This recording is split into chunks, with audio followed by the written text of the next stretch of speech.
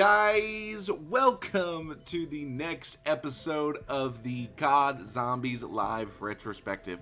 Today we are on episode 7, which means we are going to follow up 5, the Pentagon map, with none other than the third launch map for Black Ops 1, which is Dead Ops Arcade. So for those of you that don't know, Dead Ops Arcade was kind of a bonus map that you got in Black Ops 1 that you could unlock by interacting with a terminal as sort of an Easter egg in the main menu. Now, Dead Ops, at least the original, is nothing, I guess none of them are, but nothing like any of the other zombie maps. This is purely an arcade mode. There is a storyline behind it, obviously with the monkey there, the silverback, and your player character and a chicken, and really weird story. But this is a 100% third person zombies mode, which I was a little on fence about even, potentially including this, just because it is different. But essentially how it's going to work is just like in the arcade game, you're going to get points and score for doing things and picking up little treasures. As well as you can kind of see where I picked up that chicken, you will get enhancements to your weaponry. Some are permanent later on and some are temporary. So in the top left, of course, you have your lives, the nuke feature, which will clear the board for you, and the dash feature, which will let you get out of dodge quickly. So the big thing with this is not, perk driven like it is in the normal zombie maps. So a lot of people like that, and a lot of people don't at the same time, because this is a very unforgiving mode. You can die very, very quickly. So. But mainly, this retrospective, guys, this is kind of just a little bonus one. I mean, we're just here to have some fun. I know the last time that I played Dead Ops Arcade seriously was in Black Ops Cold War, because that one had a first-person mode and a bit more of a linear story. But as you can see, we literally walk off the map to go to the next round. So with that being said, with this being a bonus map, I'm still going to rate it at the end here, but if I end up doing a tier list at the end, which after the comments on the Kino video, by the way, I will definitely be doing a tier list at the end, because you guys absolutely love the Kino video, and I have been blown away by the overwhelming amount of support in the comment section. Hearing your guys' stories, hearing your guys' opinions on the different maps and different games is awesome. And I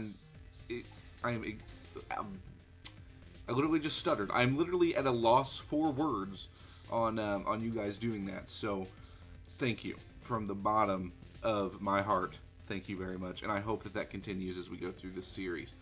But I will still rate this, like I said.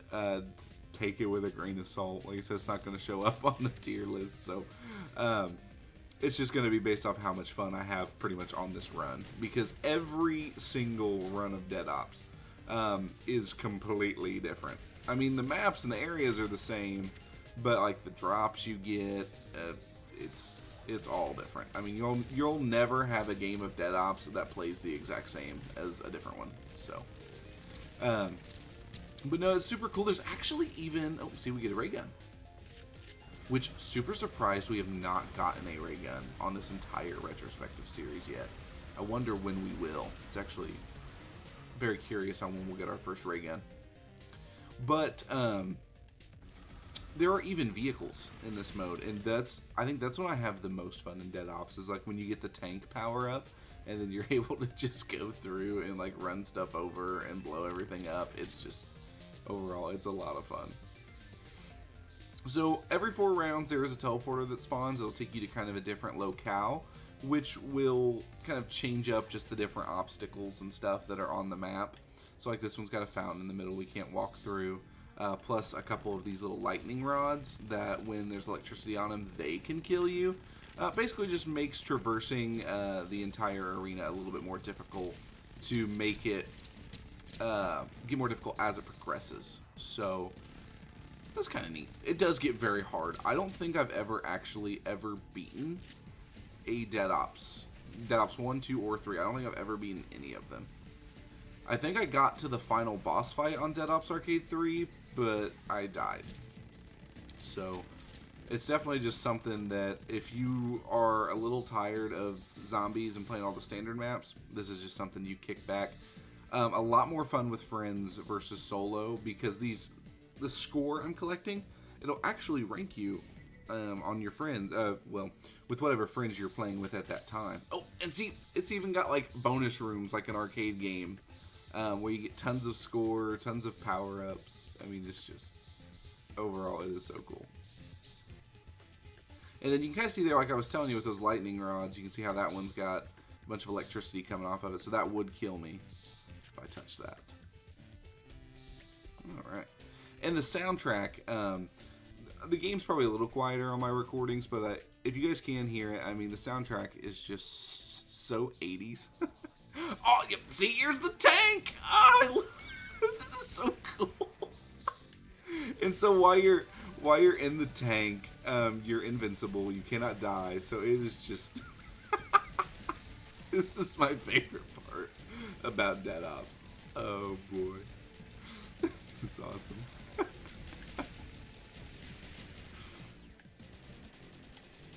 And see, now we got the Spaz 12, so that's really cool. All the different weapons you can get are really what I think makes Dead Ops even more unique. The power-ups in and of themselves and it being random. There's actually a comment on the Kino video, and I'll put it up on the screen now, but I can't remember the username for the life of me at the moment. But they mentioned that Nuketown had randomness with the random perk drops, which we'll get to in Black Ops 2. But I mean, nothing beats the randomness that you get in Dead Ops Arcade. I mean, there's truly no rhyme or reason about how anything happens or about what drops you get. But overall, I mean, these first couple areas, super open, really not anything you have to worry about. Oh my goodness, we got a chicken right as our chicken ran out, so that's super cool. The chicken is one of the best power-ups simply because it basically just gives you a second weapon of whatever you're holding. So like if I were to get a ray gun right now, my chicken would also be shooting ray gun shots, which is super cool. And you can like stack up your power-ups. So let's say there was like 3 chickens that spawned, I could pick all 3 up and it would essentially give me 3 of whatever weapon I currently have. Super cool. But definitely leave it down in the comments below if you guys have ever completed Dead Ops, or if you haven't, what is the furthest you have ever made it by yourself on Dead Ops Arcade? Because we'll see if we make it that far, or this... Hello? Sorry. See, that's the fun thing about doing these live and in one take. I could mess stuff up all the time. But, you know, it does, like I said, just get very difficult in the later rounds, so... So I'm very interested to see how far we're going to make it today, because that's actually kind of going to be how we tailor today's episode versus kind of that round 15 point. We're going to play for quite a bit until we start going down. So, and you can see the zombies do get more aggressive, just like they do in the standard maps. So that is a thing. They're not going to stay at that same shamble the whole time. Okay. So we're done with second area. We're going to go into the third area. Ooh, it's a challenge room. Okay, so basically what happens when you come to some of these new areas is it will give you these challenge rounds, which will either introduce you to a gimmick or a mechanic from that round. See, insta-death. I mean, you die instantly. Anywho, this area's kind of big gimmick is it's multiple layers. So you can come up here and, oh, there should be a place I can drop off. Yeah, maybe I shouldn't have done that. But you can come up to this top layer here to kind of walk around. There's a drop-off point. But like you just saw there, I mean, it is literally, if you get touched, you die. We've already went through 2 lives just in this area alone. Alright, let's go go on to the next one. And I'm not going to lie, I did not check the controls before I started this. Ooh, nice, a tank. That's my favorite. But I did not check the controls before I started this, so I'm not sure if it's LB or if it's RB to trigger the nuke or the dash. Each of them's going to be set on one of them, but I'm not sure which one is which. I guess we'll find out when we use them. But. So you can see, like I was talking about with the chicken getting whatever weapon you have, like when I pick up this RPG, look, we're both firing RPGs, which is super overpowered. But definitely a unique take. I would like to see Dead Ops come back. I know we just had it in Cold War, so we're probably not going to get it in Black Ops 6. Because it's pretty big gaps between any Dead Ops entries. We had Black Ops 1 was our introduction.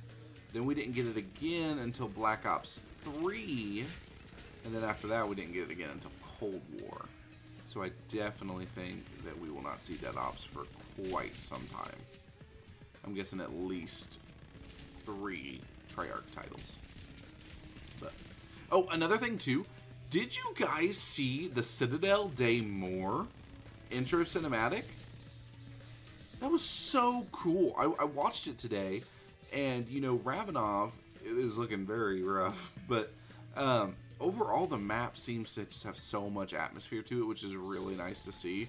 The only thing from the from the intro cutscene that was so goofy to me was you literally had Weaver right at the end tell Ravenov, like, hey, stay here, basically, which was so on the nose about, hey, you're gonna have to be the guy that gives us the Easter egg steps.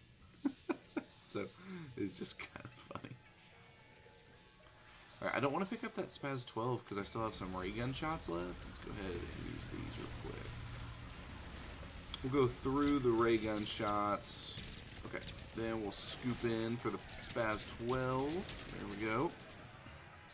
Yeah, you definitely want to make sure you are always optimizing in Dead Ops, because if you're not, that's when you're going to run into the issue of getting overwhelmed. Because the base weapon you have isn't awful, but it's definitely not good enough once you start getting later on into the mode. So I'd say my favorite is, obviously, like I was saying, the tank or any of the vehicles. There's a helicopter too.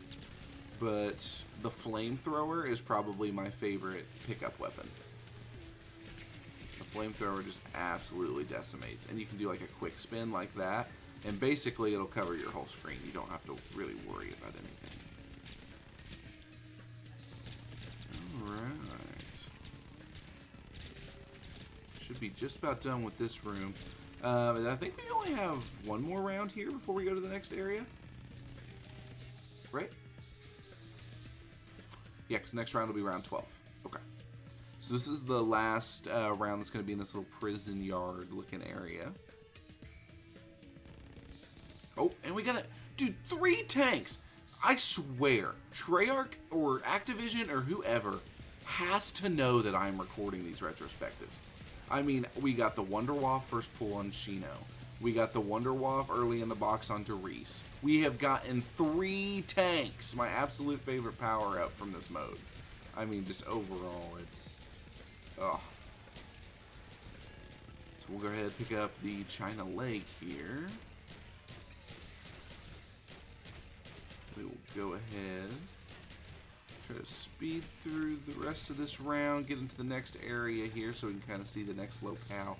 I don't really remember too many of the locales from the original Dead Ops. I mean, I remember them from Cold War. Gosh darn, see, I didn't even see that guy. I do remember most of them from Cold War just because I played that one a lot. See, I did not even see that zombie sneak up on us like that. That's absolutely insane. Here they come. See, and they start moving quick, like I was telling you. They definitely pick up their pace, for sure.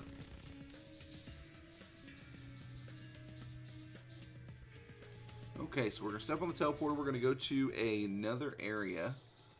Oh, challenge room. Oh, this is in BO3, actually.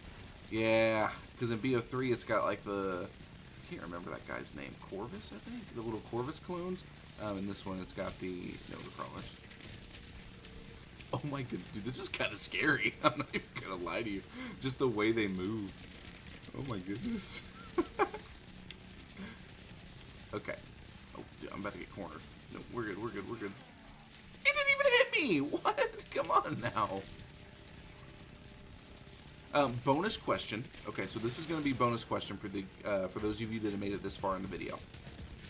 So on top of the zombie retrospectives, I mentioned it at the end of the 5 video, but oh, hang on. Okay, there we go. I mentioned it at the end of the 5 video, but I am going to start uploading some custom zombie gameplay. I want to kind of go back to my roots of Zombies YouTube, what I used to watch, and just play through some awesome custom zombie maps that the community has made in Black Ops 3.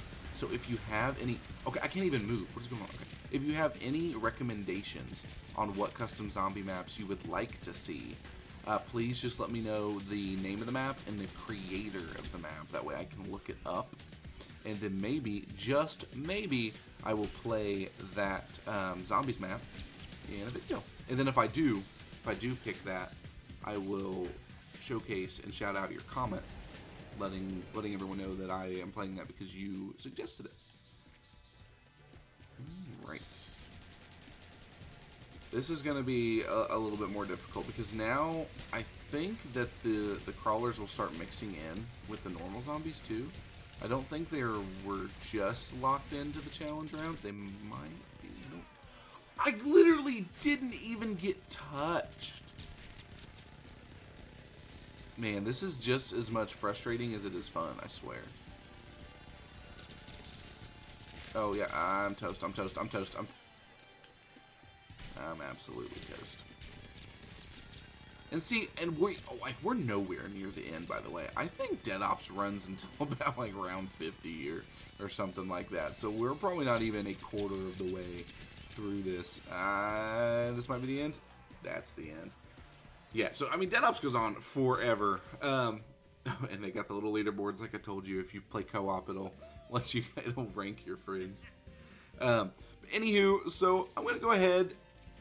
Give my final thoughts on Dead Ops Arcade BO1. It's a lot of fun. I mean, I've never had a bad time playing Dead Ops, like where I was like, man, I would rather be doing something else. So it's a good time. It's challenging. It's not too easy, but it's not necessarily too hard. It's hard, but I wouldn't say it's. I'd say that skill ceiling is very high. The arcadey feel of it, the music really helps put that in there. Here's some bad things about it. I do think that the pacing is pretty rough for them trying to go for that arcade feel. I think that the pacing should definitely be a bit better. I also think that it shouldn't necessarily be as long. Just because I feel like most people that have played Dead Ops Arcade have not seen the ending. So with that being said, I'm going to change up the rating system just a little bit, and I'm only going to do it for the Dead Ops videos. But instead of ray guns, I am going to rate this guy 4 chickens out of 5 chickens. So, guys, for real though, please do not forget to absolutely destroy the subscribe button. That way you never miss an upload of the retrospective series. The next retrospective is going to go back to the traditional maps. We're going to be visiting Ascension, Black Ops 1's first DLC map. And then after that, we're essentially halfway done with Black Ops 1. That blows my mind. We just did World at War like yesterday. So, like I said, don't forget to absolutely smash the subscribe button. But if you guys want, leave a comment down below letting me know your favorite Dead Ops power-up. Anywho, I will see you guys in the next video. Peace out!